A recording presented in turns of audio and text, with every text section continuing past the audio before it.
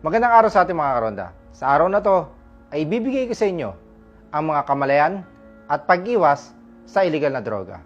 Una sa listahan ay ang curiosity o yung magiging curious sa mga bagay-bagay. Meron kasi mga tao na kapag naku-curious siya ay sinusubukan nila ang mga bagay na to.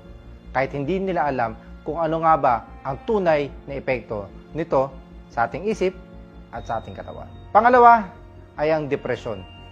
May mga kababayan tayo na sinasabi na kapag sila ay nadidepress o dumadaan sa depresyon, ay gumagamit sila ng illegal na droga at para maresolban nila ang kanilang problema. Sumunod dito, maaari ay ang mga barkada. Kaya sa mga magulang, silipin nyo mabuti ang inyong mga anak.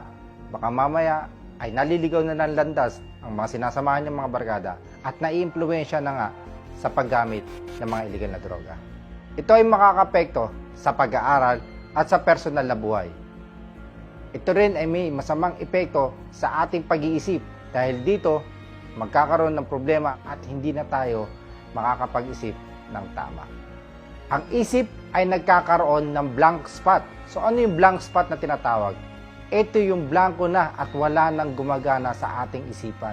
Yun ang isa sa malaking problema na maidudulot ito sa ating isip. Sumunod ay yung pagbabago ng anyo sa katawan at sa kanyang kalusugan. Pagtagal-tagal, ito'y nagkakaroon ng epekto sa kanyang kalusugan at ito'y unti-unti nang nangangayayat dahil sa masamang epekto ng illegal na droga. Paano natin maiwasan ang mga illegal na droga na to?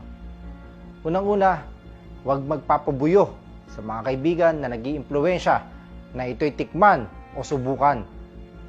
Pangalawa, kung meron man kayo alam ng mga ganitong klaseng aktibidades, pag-alam nyo lang sa Philippine National Police at handa po kami tumugon sa inyong sumbong.